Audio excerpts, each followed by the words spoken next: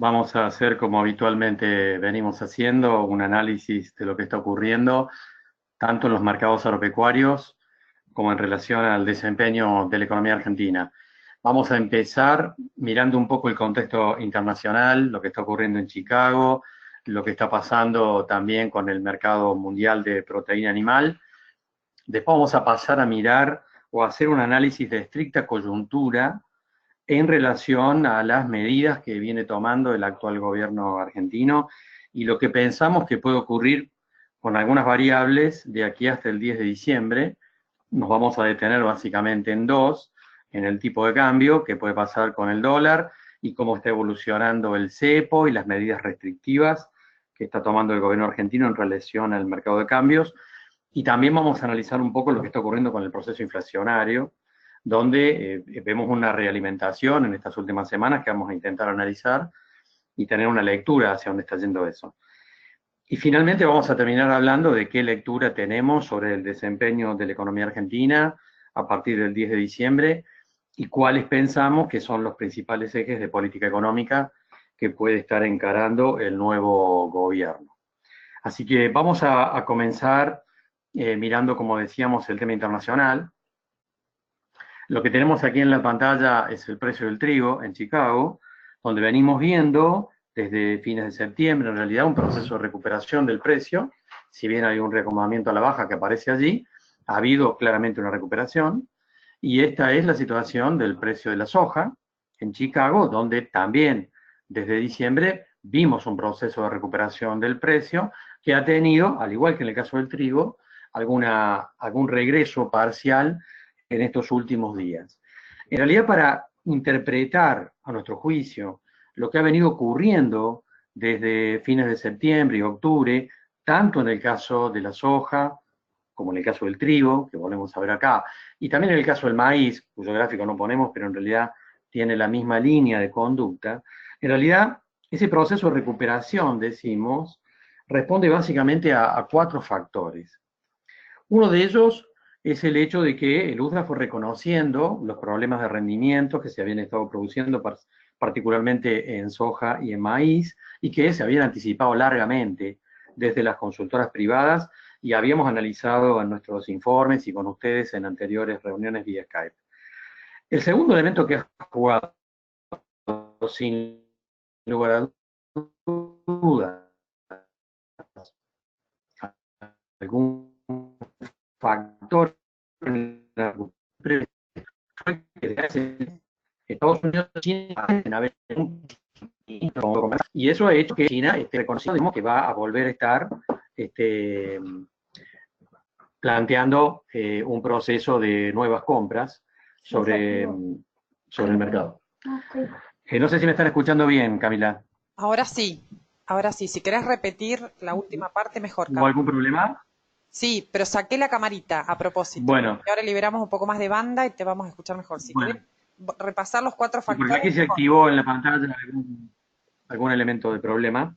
Bueno, decíamos que desde hace más de un mes no ha habido más cortocircuitos entre el gobierno norteamericano y el gobierno chino, y eso ha generado un escenario de más tranquilidad en Chicago y en otros aspectos del mercado internacional, lo cual ha revitalizado la idea de que China vuelve a comprar sobre el mercado de Estados Unidos granos y otros productos.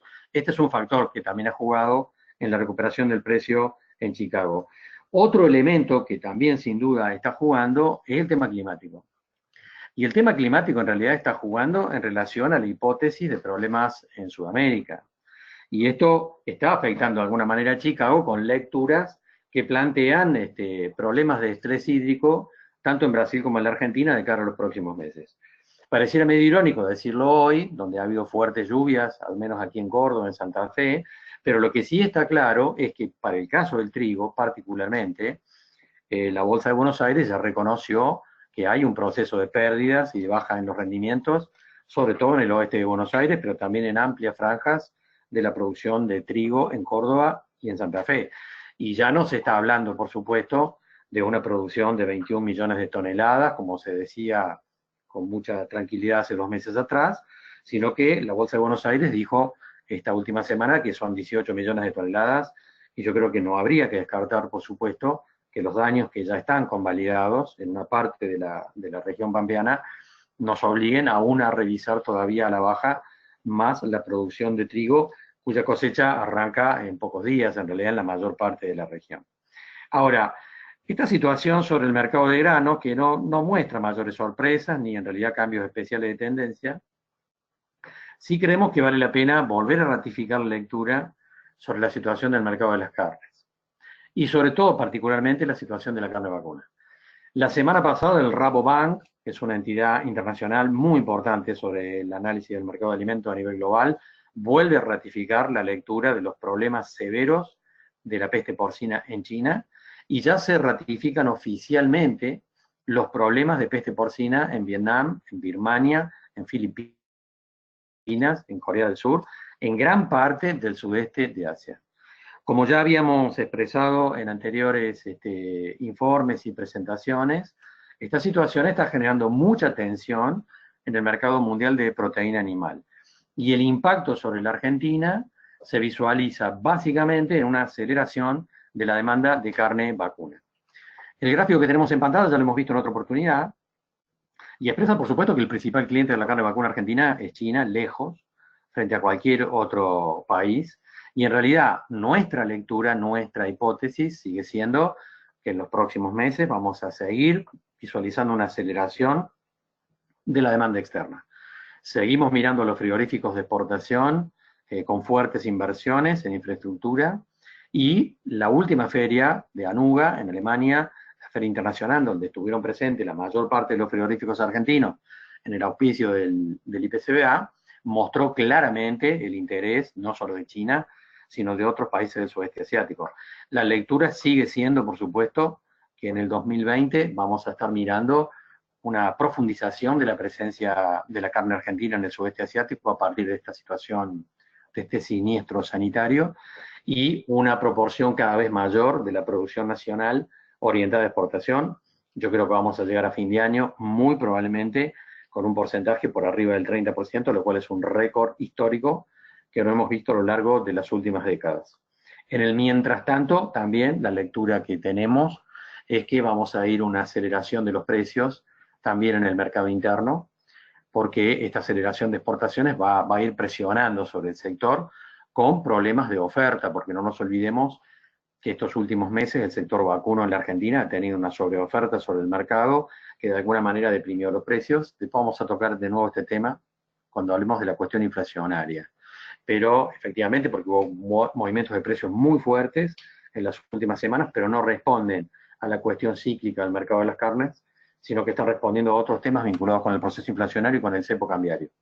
Pero digamos que nuestra lectura es bastante optimista en relación al próximo año en este plano sobre el conjunto de las carnes, pero particularmente sobre el mercado de la carne vacuna. Hemos recibido, por supuesto, muchas quejas de productores en distintos lugares de la provincia de Santa Fe, también de provincia de Buenos Aires, de provincia de Córdoba, diciendo los frigoríficos se pusieron de acuerdo en realidad y están planteando precios que no responden al margen de rentabilidad que les está generando las exportaciones. Ahí hay un lobby que hay que ver cómo se va a desarmar de aquí en adelante, porque no están trasladando a los productores la ventaja de esta ventana de exportación.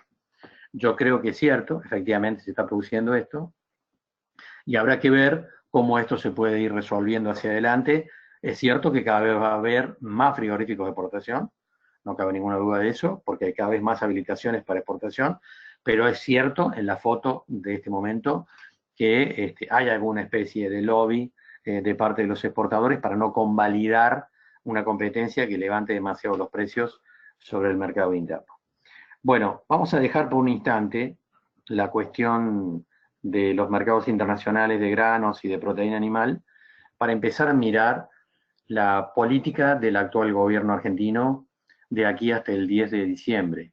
Acá rescatamos en esta imagen esa metáfora que usó Melconian hace ya casi un mes, haciendo una metáfora, como decimos, sobre el tema agropecuario, en realidad, cuando dijo, de una teta no pueden tomar 3 terneros.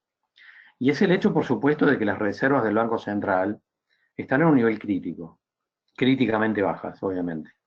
Y en ese contexto, con semejante bajo nivel de reservas, no se puede hacer frente simultáneamente a los tres ejes que están puestos en la imagen.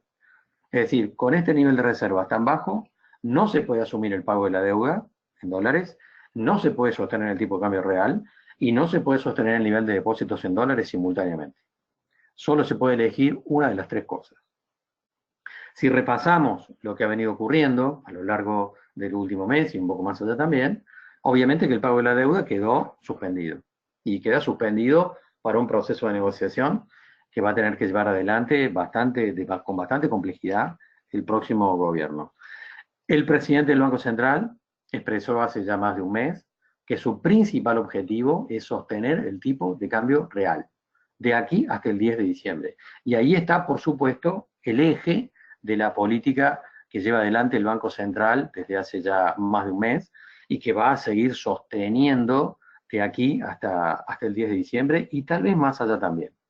Ahora, si decimos que con este nivel de reservas solo se puede cubrir un frente, y ese frente es el tipo de cambio real, y por supuesto ya se suspendió el pago de la deuda, queda sin un análisis fuerte, o mejor dicho, queda sin una respuesta efectiva a la situación del nivel de los depósitos en dólares en el sistema financiero.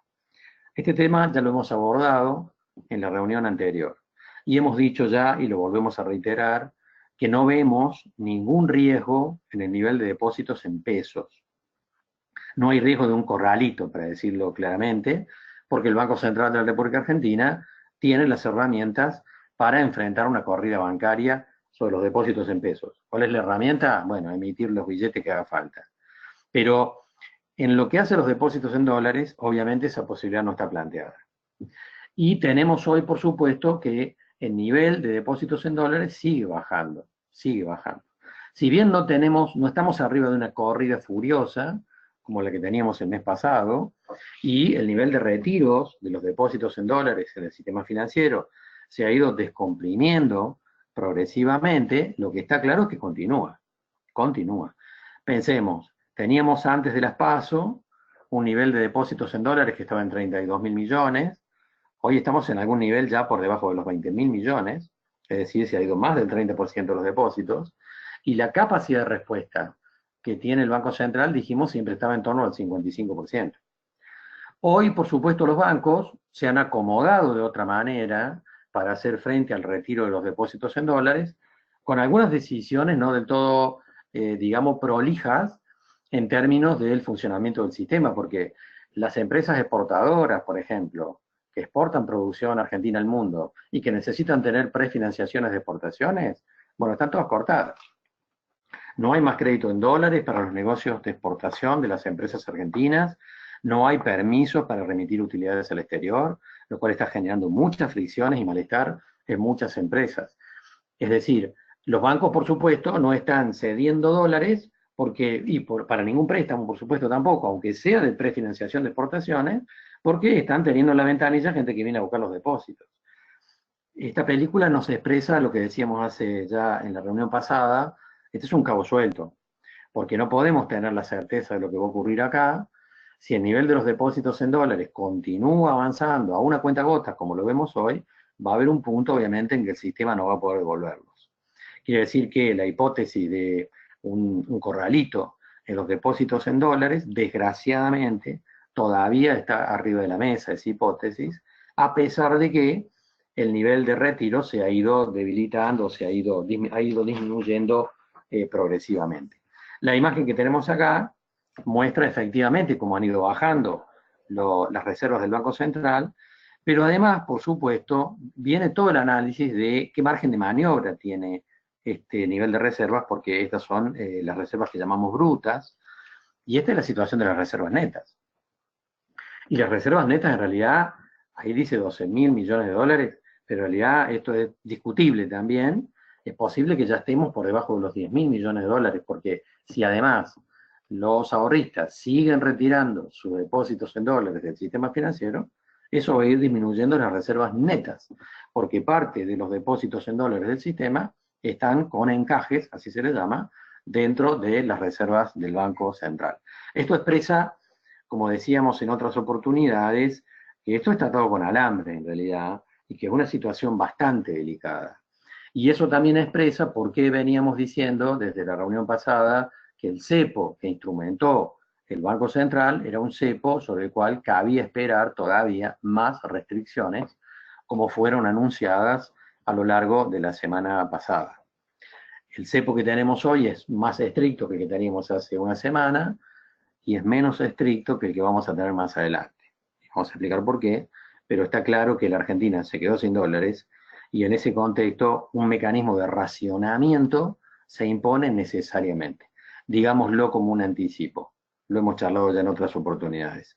Tal vez este gobierno hasta el 10 de diciembre no tome esa decisión, pero está claro que el próximo gobierno sí la va a tomar. Y, por ejemplo, todos los argentinos que salgan al exterior y quieran utilizar su tarjeta de crédito, van a tener que pagar algún gravamen, algún impuesto sobre el uso de esa tarjeta, como ya ocurrió en el 2015. Esto aún no ha sido anunciado, pero creo que se cae de cajón, que va a ser así en algún momento bastante próximo. Ahora, lo que tenemos acá es el famoso tipo de cambio real bilateral. Esto expresa, como hemos dicho en otras oportunidades, la relación del peso argentino con el dólar y mide a su vez la inflación.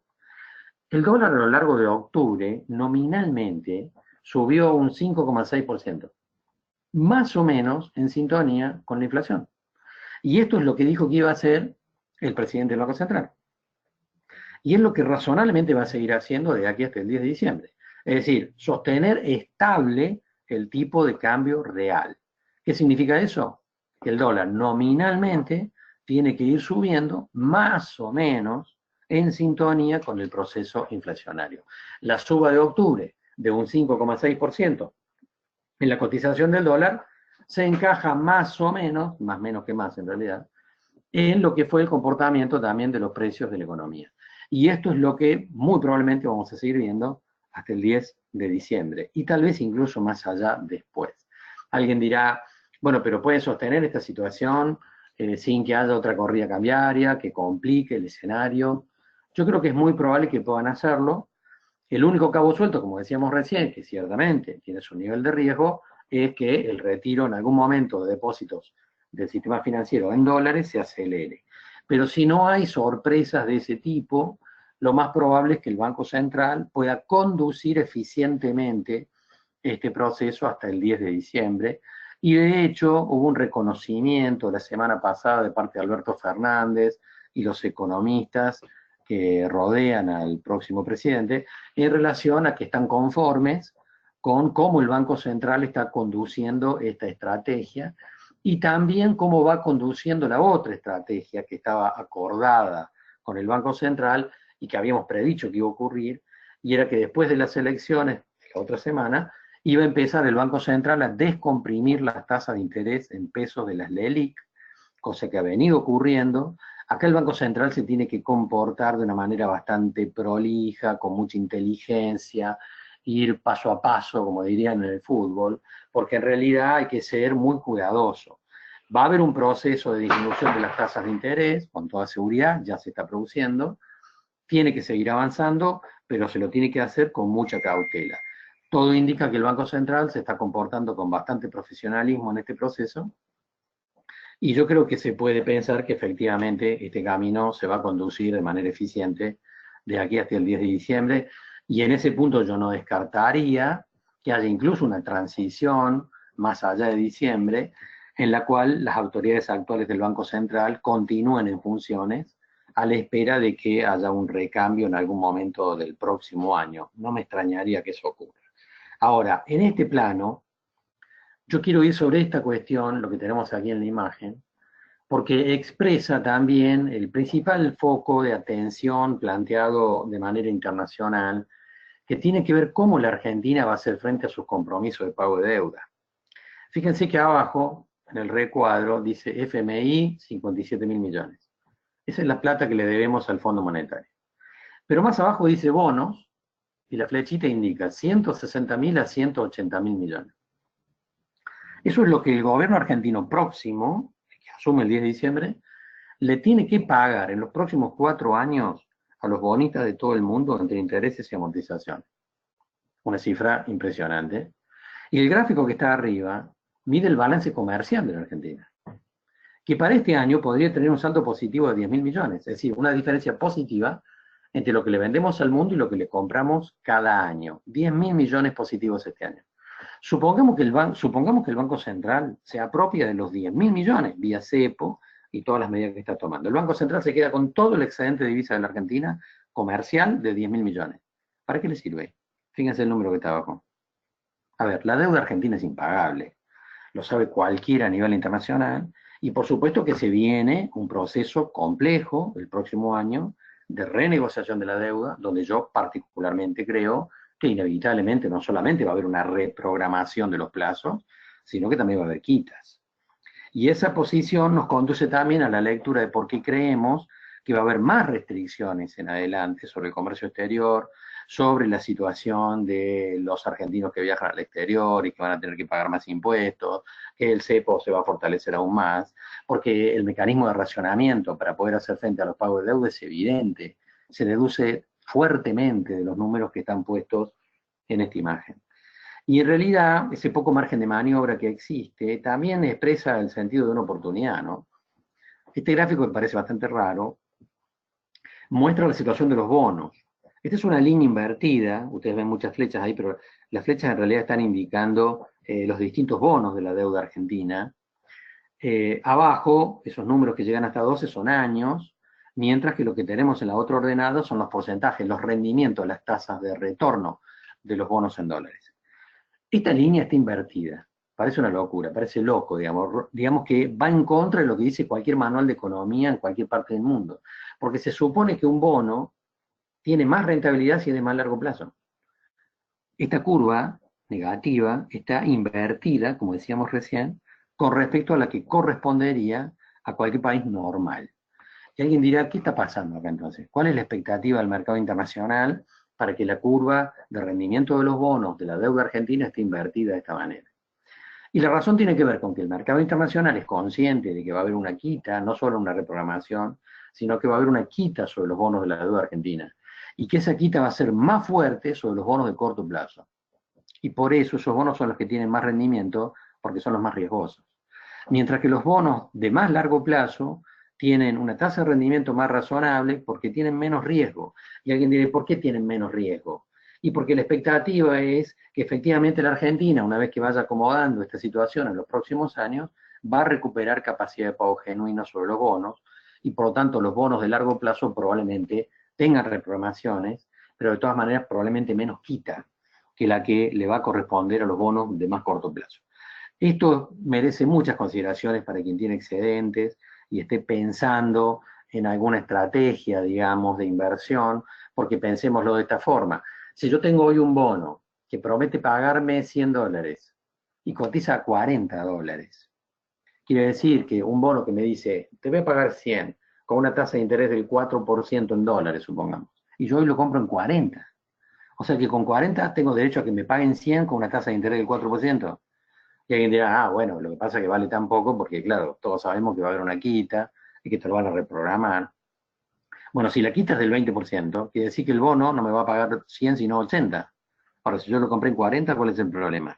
Me sigue mostrando una tasa de rentabilidad sumamente atractiva. Esto es lo que está mostrando por qué en el mercado hay tanto ruido con respecto a las oportunidades que expresan los bonos de la deuda argentina. Alguno que está mirando y escuchando esto dirá, ¿y si la quita del 50%, qué pasa? Bueno, ahí obviamente que cambia. Y por eso este gráfico está mostrando que la probabilidad de las quitas más altas están sobre los bonos más cortos y no sobre los bonos más largos. Bueno, dejamos esta lectura de muy corto plazo sobre la situación, en realidad para situarnos en un momento en alguna de las proyecciones, pero antes de pasar esto quiero mostrar esto también. Esta es la inflación en la Argentina. Febrero fue un mes durísimo, si ustedes recuerdan, febrero-marzo, 3,8%, 4,7%, después vino una política para tratar de bajar la inflación, en agosto la inflación volvió a subir el 4%, en septiembre fue del 5,9%, en agosto va a ser dura también, en realidad, perdón, en octubre va a ser dura. Lo que estamos viendo hoy es un proceso de aceleración de precios muy fuerte. Los que están en el sector vacuno sabrán que la semana pasada fue un infierno, el aumento de los precios de la carne. Estamos viendo fuertes aumentos en casi todos los sectores. ¿A qué responde esta aceleración de la inflación? que yo percibo se va a prolongar todo el mes de octubre y tal vez todo el mes de noviembre, digamos, vamos a ver un escenario complicado. Uno primero, por supuesto, es el reacomodamiento al cambio de la cotización del dólar, que va escalonándose, ese es un elemento propio del proceso devaluatorio. Pero también estamos viendo cómo hay elementos de juego que tienen que ver con nuevos ajustes de precios. Pensemos en los combustibles. Teníamos un congelamiento de precios de los combustibles hasta el 13 de noviembre. El gobierno la semana pasada autorizó un aumento parcial de 6 puntos, pero les prometió liberalizarlo después del 13. O sea que después del 13 de noviembre nos podemos encontrar con una reprogramación progresiva de aumento o con una liberalización. Quienes circulan por las rutas habrán visto, por supuesto, en estas últimas semanas, cómo la mayor parte de las estaciones blancas en casi toda la Argentina tuvieron que cerrar. Y quien tenía que comprar combustible, sobre todo en el sector agropecuario, ¿no? Y el sector transportista, y tenía que comprar importantes cantidades de combustible, a nivel mayorista se encontraba ya con diferenciales de precios que llegaban al 20%. Este proceso se repite en otros segmentos y también está jugando un rol en la aceleración inflacionaria. Pero hay dos elementos más que juegan en el por qué estamos viendo este reacomodamiento de precios en casi todos los segmentos de la economía. Uno tiene que ver con que el futuro presidente, Alberto Fernández, anunció que va a hacer o que quiere conseguir un acuerdo de precios y salarios por 180 días. Entonces las empresas formadoras de precios, las que tienen más capacidad para jugar en el mercado, están ya armando un colchón de precios para llegar a ese acuerdo con los precios ya subidos. De tal manera que tienen más margen de maniobra después del 10 de diciembre para poder negociar. Entonces estamos viendo a muchas empresas formadoras de precios estar subiendo los precios de manera escalonada ya desde hace 2 y 3 semanas, previendo el proceso de negociación posterior para tener un colchón ya armado. Este es un dato no menor. Y el otro tiene que ver con el propio cepo, porque hay muchos actores que tienen algún nivel de excedente, se encuentran, por supuesto, ya con una situación donde el mercado de divisas está bloqueado, tienen temores sobre el funcionamiento del sistema financiero, a mi juicio, infundados, en el caso de los depósitos en pesos, pero hay gente que sigue teniendo ese temor y sale a comprar cosas. Empresas que salen a sobreestoquearse o personas particulares que salen a comprar. Ha habido una reactivación fuerte de la venta de electrodomésticos en casi todos los centros urbanos grandes en las últimas 2 semanas, que obviamente tiene que ver con esto, pero con esto también tiene que ver el precio del aumento de la carne de los animales en pie en las últimas semanas, donde los remates de ferias, al menos en Córdoba y en Santa Fe, los animales volaron. Y por supuesto que volaron los precios también en ese proceso, que está vinculado no solamente con que si había lluvia o no había lluvia, sino que tenía que ver básicamente con actores que intentan posicionarse sobre activos porque están teniendo mucho temor sobre la situación a nivel financiero. Dicho estos elementos que además nos apuntan a una lectura inflacionaria que va a continuar todo este mes y se va a trasladar al mes que viene, y donde por lo tanto la lectura de la inflación para todo el año se sitúa ya en torno al 60%, sin lugar a dudas, y puede ser incluso superior. Y entonces nos introducimos en las lecturas de los próximos meses, dejamos esta coyuntura de aquí al 10 de diciembre e intentamos empezar a mirar un poco más allá. ¿Qué pensamos que va a pasar con las variables que nos importan, por supuesto, desde el punto de vista de las decisiones empresarias? Ustedes saben que todos los meses el Banco Central de la República Argentina le pide a unas 20, 25 consultoras en todo el país sus proyecciones con respecto a los meses siguientes y al año siguiente. Y el Banco Central le pide a esas consultoras una opinión y después publica el promedio de eso. Y a eso se le llama relevamiento expectativa de mercados REM, que el Banco Central, como dice ustedes ven ahí, dice fuente BSRA, el Banco Central publica todos los meses. En la última presentación que hicieron las consultoras frente al Banco Central, la estimación con respecto al nivel de actividad económica, como ustedes pueden ver ahí, es una caída del 2,9%. Nosotros decimos 3% en nuestros gráficos, ya vamos a ver para poner cifras redondas. Inflación entre el 55 y el 60%. Un dólar que llegaría al último día hábil del año entre 65 y 75 pesos.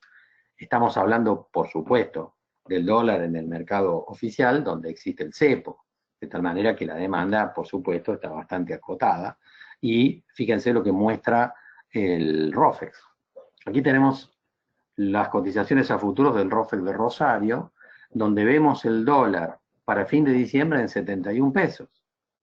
la primera de las barras, un dólar a 71 pesos, que es lo que está mostrando esta lectura en realidad del rango en el cual se podría mover el dólar de aquí hasta fin de año. Podríamos en ese punto decir un promedio de 70 pesos, pero obviamente que ese margen está planteado de esta forma. Ahora fíjense lo que opinan las consultoras con respecto al 2020. La mayor parte, la opinión de que la actividad económica, el llamado PBI, sigue bajando el año que viene, en un rango del 1,5%, que la inflación el año que viene podría ser del 40%. Esto está ya viejo, digamos, en términos de pronóstico. Si el año que viene la Argentina llega a tener una inflación del 40%, bueno, hagamos una fiesta espectacular, porque sería un logro inmenso. Digamos que este 40% es un piso que ya a esta altura del partido resulta difícil de digerir. Está claro que la inflación en la Argentina va a ser claramente alta. Y las proyecciones de las consultoras, que ustedes ven ahí debajo, dicen un dólar de 100 a 120 pesos, ¿para cuándo? Para diciembre del próximo año. Algunos de ustedes dirán, no, va a ser más que eso. Bueno, el ROFEX está mostrando, fíjense, una línea que va en esa dirección también, tal vez un poco menos incluso, para llegar a una cotización cercana a los 100 pesos a fin de año, del año que viene. Si esa proporción se mantuviera, en realidad estaríamos hablando de que seguiría la política del actual presidente del Banco Central. Es decir, hacer que el dólar siga subiendo todos los meses, más o menos en la proporción en la que está planteada la tasa de inflación. Si la inflación se situara el año que viene, no en 40%, sino en un 50 o un 60%, la cotización terminaría más cerca de los 120 pesos que de los 100. Pero digamos que es muy probable que la estrategia se conduzca bajo esta lógica, incluso bajo nuevas autoridades del Banco Central, que es sostener un tipo de cambio real alto, que en definitiva es lo que muestra el gráfico que tenemos aquí en la pantalla. Es decir, este gráfico nos está diciendo que el tipo de cambio en la Argentina es bastante alto. Alguien, bien medido históricamente, por supuesto. Alguien dirá, no, tiene que ser más alto todavía. Bueno, lo que pasa es que tiene que haber un equilibrio en términos en realidad de la situación del mercado interno y los negocios de exportación. Este tipo de cambio es alto. Si hace falta uno más alto que este en términos reales, puede ser, pero mi impresión es que van a intentar manejarse dentro del rango donde ustedes están viendo la última etapa del gráfico. Y esa lectura va en sintonía con la de las consultoras en la visión de una cotización para fin del año que viene entre los 100 y los 120 pesos. Eso va a depender, volvemos a decirlo, de lo que pase con la tasa de inflación. Ahora, en este punto, vayamos sobre este diagrama, que es el escenario del 2020, el probable escenario del 2020. Ya lo hemos charlado en otras oportunidades y lo queremos volver a repetir en esta instancia, ahora que ya sabemos quién va a ser el presidente y donde tenemos menos incertidumbre, al menos en este punto. Decimos que el año que viene el tipo de cambio va a ser alto. La Argentina tiene que tener un dólar alto porque tiene que hacer frente a los pagos de la deuda que son descomunales y por lo tanto es imposible que veamos un tipo de cambio que no sea alto. ¿Qué tan alto? Bueno, las proyecciones son más o menos las que vimos recién en el cuadro anterior. Va a seguir el cepo cambiario, no cabe ninguna duda. Cuando el actual ministro de Economía, Lacunza, dijo hace una semana que estas son medidas restrictivas de corto plazo y que hay que sacarlas en los próximos meses, que no van a estar en los próximos meses, el que no va a estar es él, obviamente. Pero lo que sí está claro es que el cepo llegó para quedarse y se va a quedar al menos todo el 2020. Y si hay un cepo, por supuesto, como el que estamos viendo, o aún más restrictivo, está claro que también este gráfico que tenemos acá va a seguir marcando diferencias. Hace 3 meses atrás, entre el dólar oficial y el dólar blue y el contado con liquidación, prácticamente no había diferencias, como se puede ver en el gráfico entre agosto y septiembre. En la medida en que el cepo se fue desarrollando, empezamos a ver una diferencia sustancial. Nuestra lectura es que el próximo año vamos a ver una gran diferencia entre el mercado oficial de cambios y el dólar blue y el contado con liquidación, porque va a haber un escaso acceso a las divisas de parte de los ahorristas y de parte de los jugadores del mercado, y por lo tanto va a haber una predisposición cada vez mayor para ir por el dólar blue o por otras ventanas de compras de dólares. De tal manera que la brecha que hoy vemos entre el dólar oficial y el dólar blue, nuestra visión es que se va a ampliar en los próximos meses, sin lugar a dudas. y no hay mucho margen para pensar en otra cosa, ¿no? Ahora, volvamos sobre la tabla. Tipo de cambio alto, cepo cambiario, restricción en el mercado de divisas, mayor diferenciación del dólar blue, está claro que vamos a ver eso. Ahora, el punto 7 dice desequilibrio fiscal. Esto también va a ocurrir. Está ocurriendo ahora. Este gobierno, el año pasado, el actual gobierno de Mauricio Macri, se había planteado el objetivo de conseguir el equilibrio fiscal en las cuentas primarias. Ese objetivo ha quedado abandonado en los últimos meses. La ampliación del presupuesto nacional la semana pasada expresa que va a haber una emisión de aquí hasta fin de año de aproximadamente 400.000 millones de pesos para hacer frente a los compromisos de pago del gobierno argentino antes del cambio de autoridades.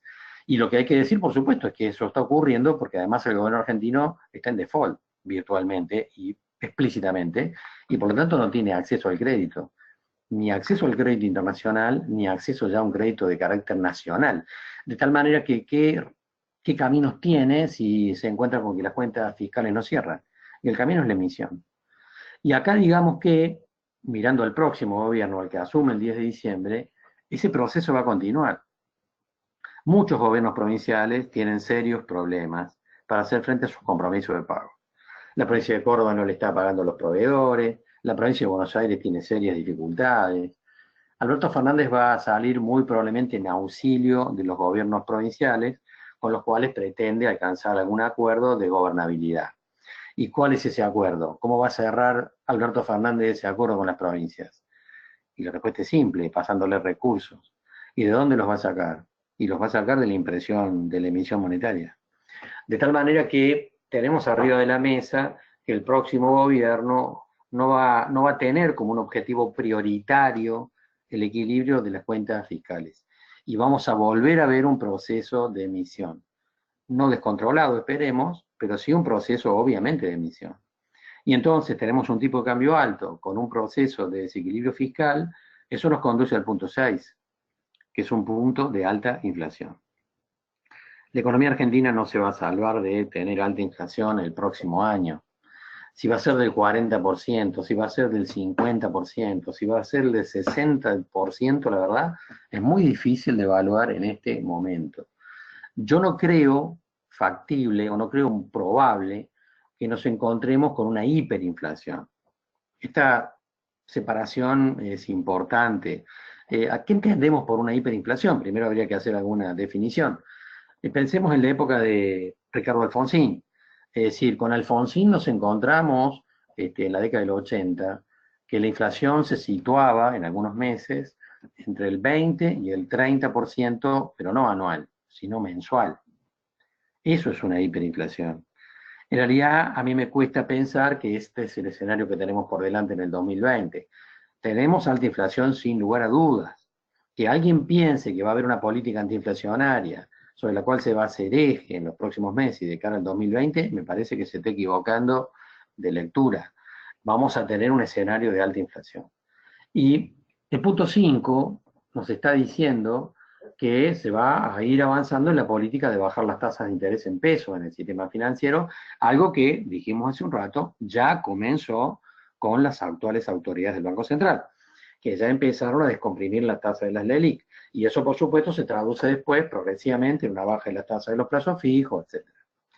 Vamos a un escenario de baja de tasa de interés en pesos, y mi pronóstico en este punto es que muy probablemente el año que viene volvamos a ver tasas de interés negativas. ¿Qué significa negativas?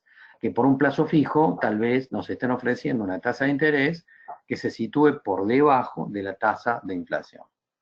Esto probablemente va a ocurrir y en realidad también está vinculado con la lectura de recuperar el consumo interno. Porque, ¿qué va a hacer alguien que tiene un excedente el año que viene? ¿Comprar dólares? No va a poder. Depositar en un plazo fijo y la tasa va a ser negativa. Y entonces, ¿cuál va a ser el incentivo?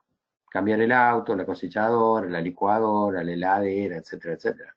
Está claro que la línea de conducción de la política económica va claramente en esta dirección. Y esto es probablemente lo que vamos a ver a lo largo del 2020. Proceso que dijimos ya comenzó.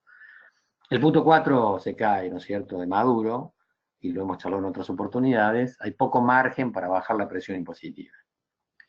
¿Qué noticias tenemos con respecto a las retenciones a las exportaciones? Muy pocas, pero por supuesto que todo indicaría, para este caso, el de las retenciones, que vamos a ver, en el caso de la soja particularmente, la eliminación del monto fijo en pesos, por supuesto, vamos a volver a ver un porcentaje de dólares con respecto al precio de exportación, y ese punto intermedio probablemente se va a situar en alguna posición entre la tasa, entre la retención que estamos viendo en este momento y la que teníamos en el 2015, algún punto intermedio en ese proceso. Esto es lo más probable. Pero digamos que más allá de esta lectura hipotética, lo que está claro es que la presión impositiva en la Argentina va a seguir siendo alta el próximo año. Y el punto 2 y el punto 3 también lo hemos charlado en otras oportunidades, y expresa que la pérdida de poder adquisitivo de millones de personas no se puede reconvertir fácilmente. Acá el discurso político ha ido en otra dirección, pero en realidad nos cuesta pensar que pueda haber una recuperación de poder adquisitivo relevante el próximo año, porque esta tasa de inflación alta que vamos a ver en el sistema, de alguna manera lo va a impedir o va a limitar la posibilidad de una recuperación del poder adquisitivo. Si los docentes universitarios, por ejemplo, consiguen una paritaria de aumento del 40% de su salario para el año que viene, ¿y de qué va a servir si la inflación va a estar por lo menos en el 40%? De tal manera que este punto 2 y este punto 3, que expresan la situación del poder adquisitivo, nos remiten, obviamente, a una situación en la cual no hay que tener muchas expectativas con respecto a la recuperación del mercado interno. Como charlamos en otras oportunidades, los puntos que van del 1 al 7, en términos de que la economía argentina va a funcionar bajo esas reglas, bajo esa lógica, más que reglas, nos definen una estructura de precios relativos que a su vez envía una señal de rentabilidades sectoriales de cara al próximo año, sobre la cual hay que estar muy atento, ¿no es cierto? Vemos en este punto una recuperación del mercado inmobiliario, porque cuando yo me sitúo mirando esta imagen y digo un productor agrícola de Córdoba de Marco Juárez, uno de Rafaela, uno de Pergamino el año que viene, cuando esté cosechando las hojas se va a encontrar que no va a poder comprar dólares, se va a encontrar con que la tasa de interés en el sistema financiero ya no es atractiva, y además de sentarse o no sobre el silo bolsa, ¿qué definición va a tomar? Y probablemente la de ir por un inmueble, si tiene un excedente importante, probablemente sí. Vemos una reactivación del mercado inmobiliario el próximo año, como le veíamos en el 2014 y en el 2015, cuando existían estas restricciones que razonablemente vamos a volver a ver en la economía argentina. Y eso nos conduce de nuevo a este gráfico sobre el cual hemos ya hablado, y que nos remite, por supuesto, a una lectura muy discreta sobre el desempeño de la economía argentina para el próximo año. En el material que vimos hace un rato, donde estaban las proyecciones de las consultoras, que volvemos a poner acá, decíamos que el nivel de actividad económica del 2020 está pronosticado en signo negativo en el 1,5%. Como yo quiero ser más optimista por una cuestión didáctica, puse en este gráfico 2020 1% positivo. En lugar de que siga siendo negativo, un rebote, un proceso de recuperación parcial de la economía argentina. Ustedes dirán, qué optimista que sos. Bueno, vamos a relativizar también esto, porque en realidad hagamos una metáfora que creo que ya hemos repetido en la conferencia anterior. La metáfora de una escalera. En el 2018 la economía argentina bajó 3 escalones, que es lo que muestra el gráfico. En el 2019 vuelve a bajar 3 escalones. Acá pusimos 3, en el material que vimos recién decía 2,9, no importa, 2,93, es lo mismo. Volvamos a la metáfora. Bajamos 3 escalones en el 2018, volvemos a bajar 3 escalones en el 2019. ¿Qué va a pasar en el 2020 bajo una hipótesis casi hiperoptimista? ¿Subir 1? Estamos hablando de subir 1 de los 6 que bajamos, ¿no? Por lo tanto, la palabra crecimiento está fuera de lugar. No es que la economía argentina recupere los 6 escalones que bajó, no solo va a recuperar 1, porque lo que mide el gráfico es la relación interanual, no la relación absoluta. Quiere decir que el escenario del próximo año es un escenario discreto, donde las cadenas de valor que están vinculadas a los agroalimentos, en relación a exportaciones, va a tener un desempeño más dinámico, con un tipo de cambio más atractivo, pero con alta presión impositiva. Pero otros sectores de la economía argentina, sobre todo en los grandes centros urbanos, van a tener muchas dificultades para visualizar un proceso de recuperación que se pueda de alguna manera percibir claramente. La economía argentina no tiene ninguna fiesta en el 2020, mirada en su conjunto y más allá de algunos sectores muy puntuales. En realidad, la recuperación va a ser lenta.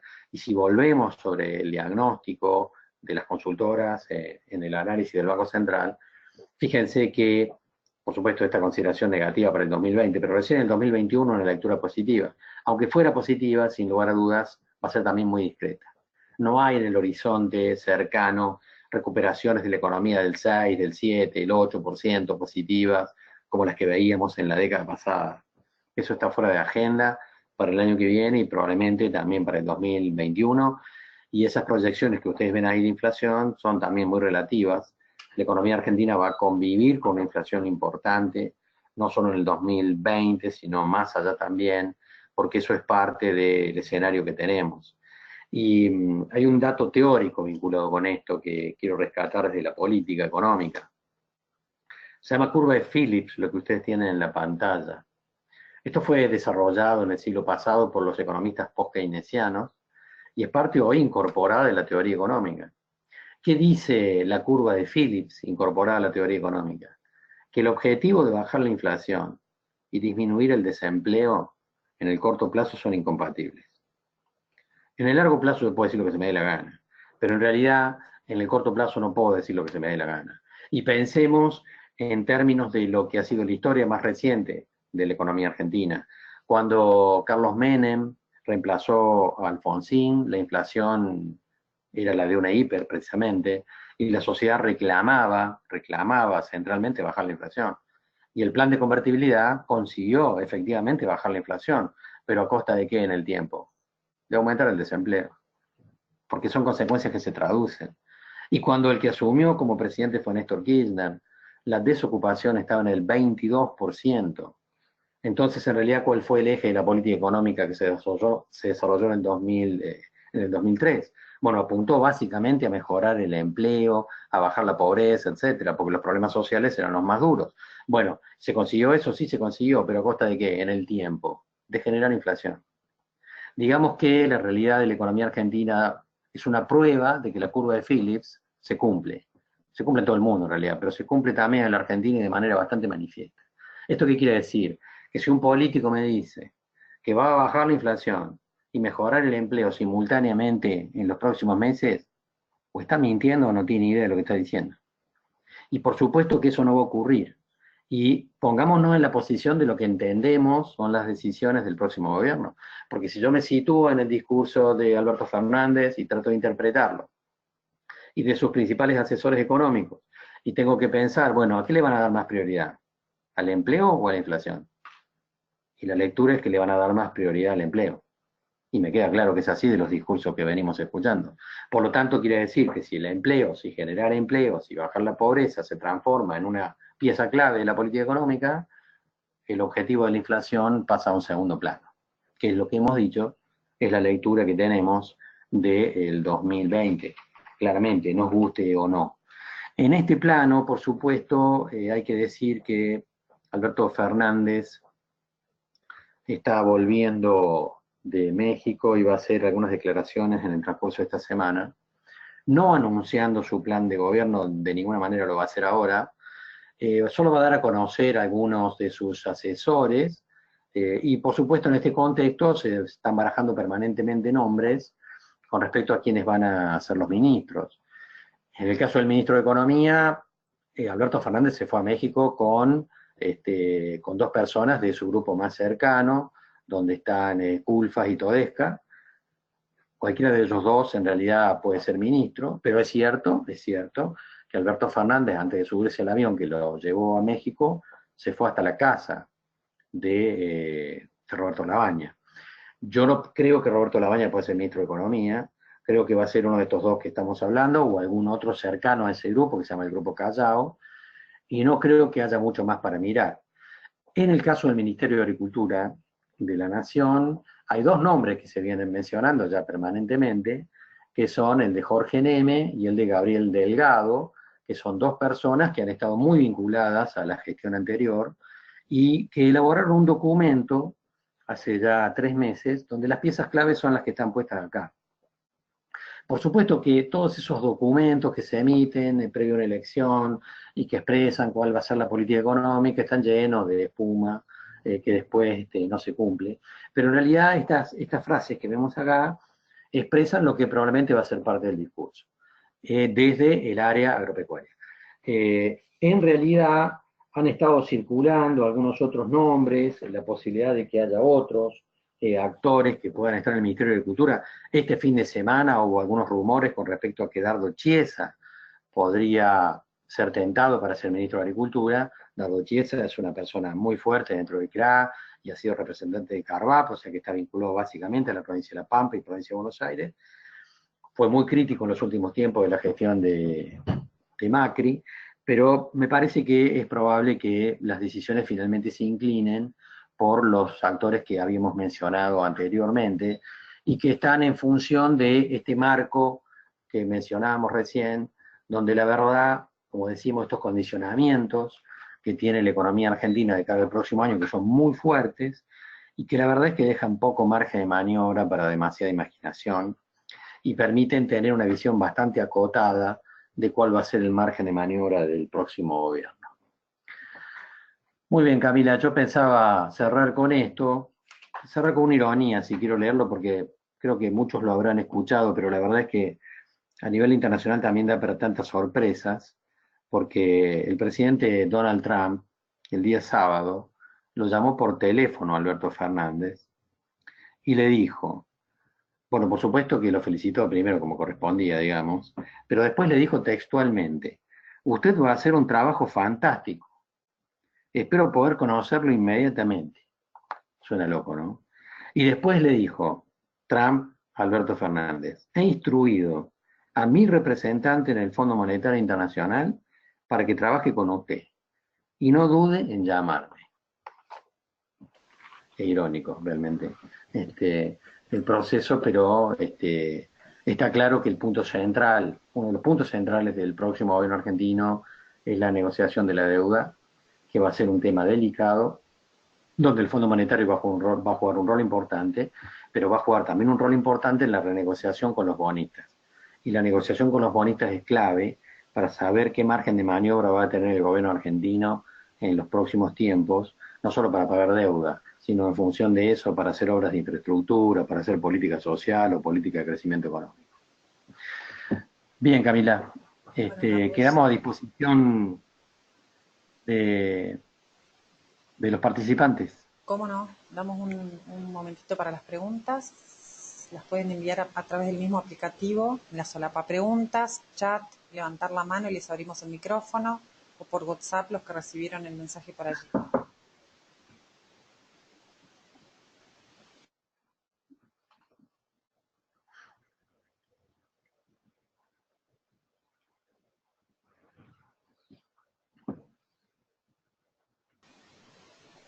Me parece que quedamos todos de cama, Carlos.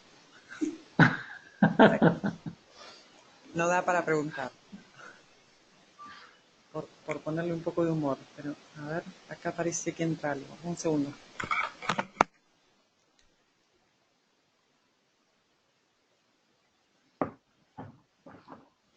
Sobre porcentajes de retenciones al trigo, si tenés alguna presunción. No, en realidad el único dato al que yo he podido acceder, que creo confiable, no es un dato sobre el nivel de retención, sino que habría un compromiso de Alberto Fernández en relación a la gente que va a conducir la cartera de Agricultura, con relación a que no se instaurarían los ROE, que en la otra gestión fueron realmente un instrumento muy, muy tortuoso, muy agresivo, que le dio gran imprevisibilidad al sector y realmente era una herramienta muy negativa para el sector agropecuario y particularmente para el sector triero. Existiría un compromiso de Alberto Fernández de que no se instrumentarían herramientas de este tipo, que los ROE no existirían más y que por supuesto en ese plano la Argentina volvería a situarse con más previsibilidad en los mercados de exportación. Yo supongo que efectivamente alguna retención va a haber, pero creo que no va a alcanzar el nivel, por supuesto, que va a tener la de la soja y probablemente también la del maíz. Okay. Gracias.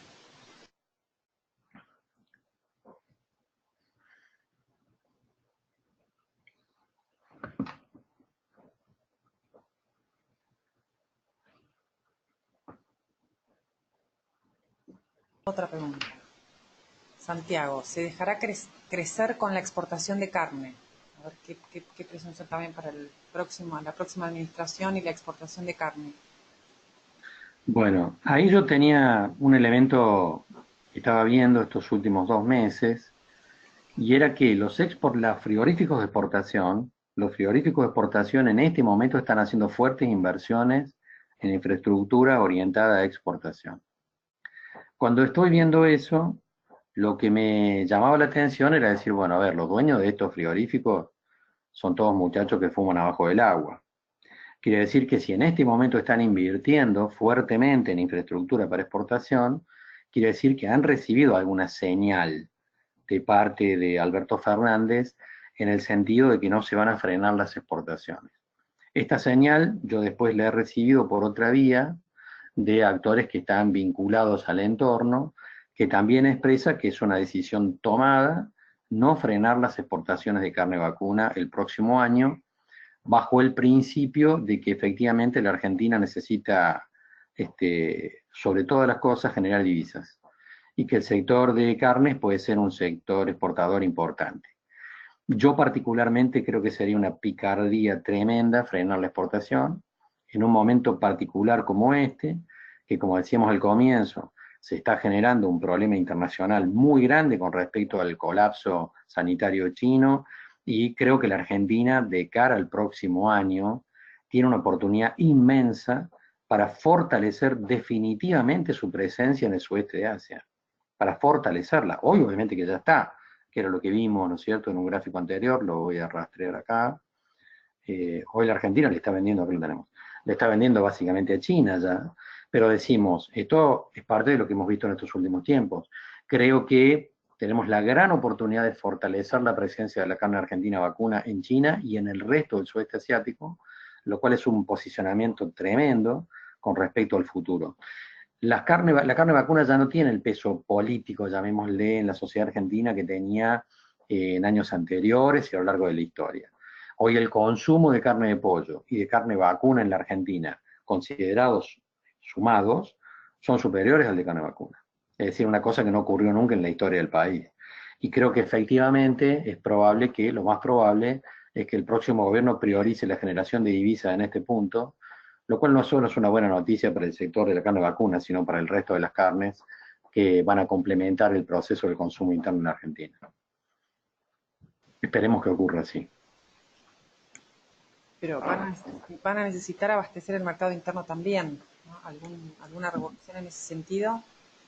Bueno, hay un elemento dando vuelta que indica que van a ir por una ley federal de carnes que obliga al desposte de la carne vacuna, lo cual le va a dar más previsibilidad al uso, a la distribución más eficiente de los cortes. Pero que la carne vacuna siga aumentando de precio, lo que va a ocurrir indefectiblemente a lo largo del próximo año, va a ir en sintonía con una mayor complementación de las carnes alternativas, ¿no? Pollos, porcinos y algunas otras carnes. La semana pasada participé de un Congreso Nacional Ovino, donde la verdad es que la lectura es que hay oportunidades también interesantes para otras carnes como la ovina de cara al próximo año. Particularmente creo que las señales están dadas para que no se frene la exportación de carne vacuna. Otra pregunta, Carlos. ¿Qué opinas de los Espero no vencimientos de letes que no fueron reperfiladas, que tienen vencimiento en el año que viene? Yo creo que es probable que también haya un reperfilamiento ahí. Me parece que el próximo gobierno que asuma, cuando asuma el 10 de diciembre, va a tener que hacer una visión, plantearse una visión estratégica sobre todo el conjunto de los bonos, y que en ese camino es probable, que es la lectura que tenemos de los bonos, es probable que haya otro reperfilamiento adicional al que ya vimos. Habrá que verlo. Pero digamos que las restricciones son muy serias. Ok. Bueno, hasta acá llegamos hoy, entonces te vemos los primeros días de diciembre, justo antes del cambio de gobierno. A ver qué ves. Nos vemos en noviembre, en realidad. Ah, vos Dentro tenés de la 2 gira, semanas. tenemos la gira, pues sí, Sí, sí. claro, pero por esta Tenemos vía una nos gira vemos a por las principio sociedades de... rurales, Sí, sí. tenés razón. Pero por esta vía nos volvemos a escuchar los primeros Así días es, claro. de diciembre, Nos vamos a ver cara a cara con la gente, que es más simpático para mí. tal cual. Bueno, Dentro de 15, 20 años, sí. sí. Que estén atentos a las redes y ahí se va a publicar todo el circuito de charlas que vas a dar ahora, es cierto. Bueno, muchas gracias. Vamos Bueno, a muy volver a bien. hablar. Un beso grande, Carlos. Gracias a Ajá. todos. Chao, chao. Hasta Somos luego. 60 en total a esta hora, así que una participación altísima. Gracias. Chao, hasta luego.